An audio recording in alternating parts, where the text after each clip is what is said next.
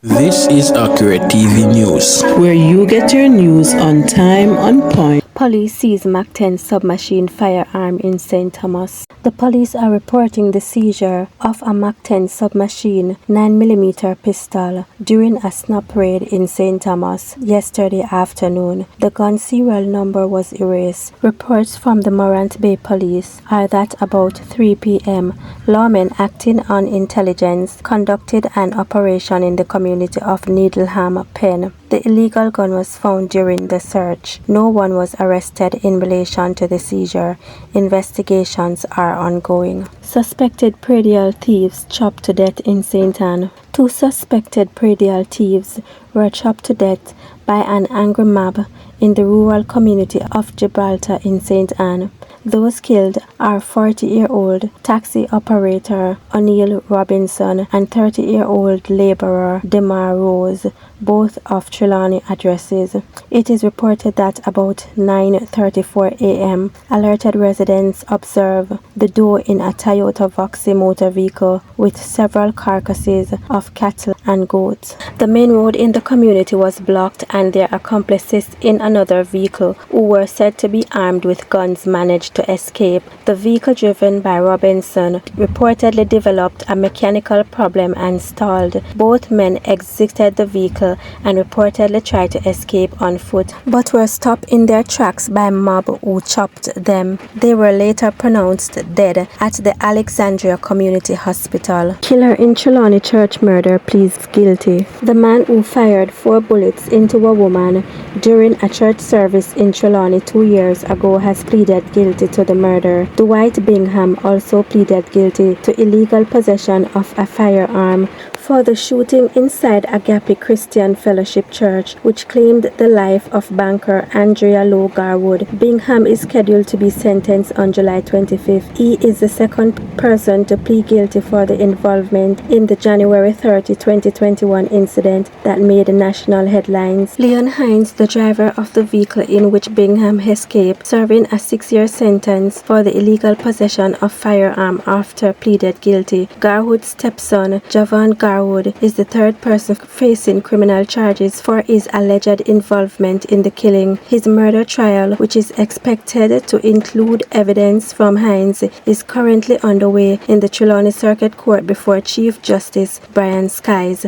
Prosecutor disclosed in court on Monday that Bingham was seated behind Lowe Garwood inside the church. He fired 4 bullets that struck her before fleeing from the church and hopping into a waiting car that was driven by Hines. His cellular phone fell to the ground as he fled the scene. Deadly attacks on gangsters' relatives.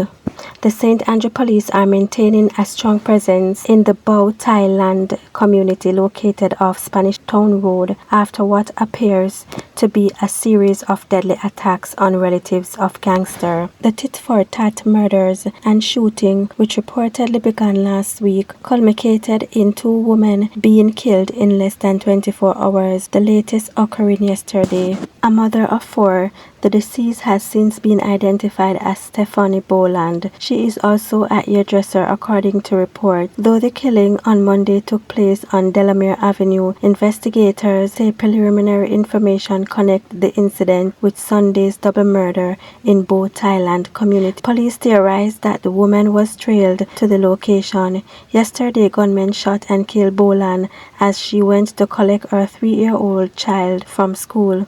You see, the people them were dead. Sunday, them shouldn't dead. I'm not saying anyone should die, but the community feel it for them because them never deserve it. That happen and see it's she now. Everybody have to look out and some are move out, a male resident said. Superintendent Damian Manderson, acting commander of St. Andrew South Police Division, said the police intelligence suggests the family member of suspects in the killing are targeted. Boland is believed to be the relative of a suspect of the double murder. On Sunday, 20-year-old Sharika Thomas and 21-year-old Tyler Taylor, both of Bow Thailand, were shot and killed. Reports from the Hunts Bay police are that Taylor and Thomas were at home when armed men entered and opened gunfire, hitting the two multiple times. They were rushed to hospital where they were pronounced dead. The Gleaner understands that several shootings have been reported in the space, with women predominantly being the victims. The women are under attack in St. Andrew South. The people in the space are at odds, and when they can't get to who they really want, they turn on family, relatives. Women and children are the most vulnerable, an investigator told the Gleaner. Boland and her family were reportedly among those who moved out or took steps to relocate from the community after Sunday's murder and shooting. The Gleaner has gathered that about 3 women have been killed in the feud linked to the latest flare-up. The women are cowering in fear, and the area was empty as the news team roved on Monday. According to the police, they have picked up 1 man for questioning in relation to the violence. The St. Andrew South Police Division recorded a 9% decline in murder up to June 30. Since the start of the year, 58 people have been killed in the division, compared to 64 for the corresponding period in 2022. The national murder toll was up to yesterday, 655. Murdered missionary had bloody sign of cross on forehead. One of the 2 American missionaries who were murdered in St. Mary in 2016 was reportedly found in a sitting position in a gutter with what appeared to be the sign of a cross written in blood on his forehead. The missionary's eyes were also reportedly wide open, and it appeared as if he had been crying. A St. Thomas laborer who had worked with the missionary, 53-year-old Harold Nicholas, made the revelation during his testimony in the Home Circuit Court yesterday while detailing how he found his boss' body after searching tirelessly in bushes. Nicholas and 48-year-old Randy Henstel were found dead in Wentford District in St. Mary on Saturday, April 30 and Sunday, May 1, 2016. Nicholas' body was found late Sunday afternoon during a search involving support from the K-9 Division and residents. His colleague was found face down in bushes on Saturday with his hands bound to his back. The 2 men were last seen leaving their home on separate motorcycles. A taxi driver from the parish, Andre Thomas, 34, who was charged with 2 counts of murder, is being tried for the missionary's murder. Thomas was jointly charged with Dwight Henry, a St. Mary farmer. However, Henry pleaded guilty in January to 2 counts of murder under a plea deal and was sentenced to life in prison with a stipulation that he served 28 years in prison before parole consideration. Henry will be given evidence for the crown in the trial. The St. Thomas laborer, who said he carries out handyman service for Nicholas, testifies that he learned of the missionary's death on the morning of May 1 after returning from a party. A team of people along with himself, after being advised by the police, traveled to the area where Hentzel's body was found and started searching for Nicholas' body in a small group, the witness shared. But he said after searching for hours, they were unable to find the missionary, and at one point,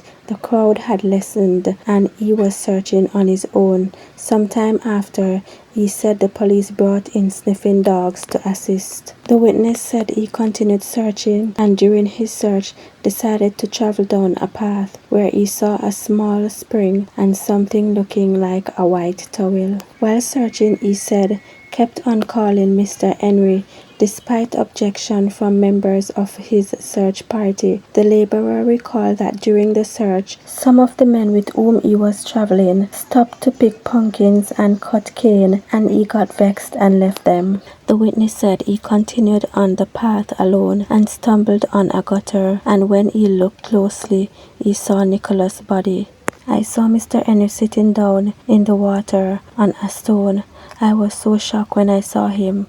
I was so frightened. It's like me also lose my mind, he recounted. His face was blood up, and like him push him hand to the blood and use it make a cross on his forehead. The witness replied when he asked by the prosecutor to describe his observation then. The witness said when he recovered from his shock, He went to notify the others who were a part of his search party and them fling them bag with the food. The police were also summoned. According to the laborer, he was very hurt by Nicholas' murder as he was a great man who helped a lot of people in the parish and even braved the storm to assist others. Two farmers also testified yesterday. One told the court that he had seen the missionary passing on their bikes while he was on his farm, but had only seen Nicholas' face. He testified that later that day he heard of their death, and when he went on the scene, saw Nicholas lying down on his back with his hands bound behind him with his bike nearby. The other witness said he had stumbled on Nicholas' body when he went to pick mangoes and he ran and alerted the police. The trial will continue today with Nicholas' wife taking the stand. Attorney Leroy Equino and Althea Freeman are representing the defendant. Don't forget to subscribe to Accurate TV News. If you don't not do it already, you can do it now.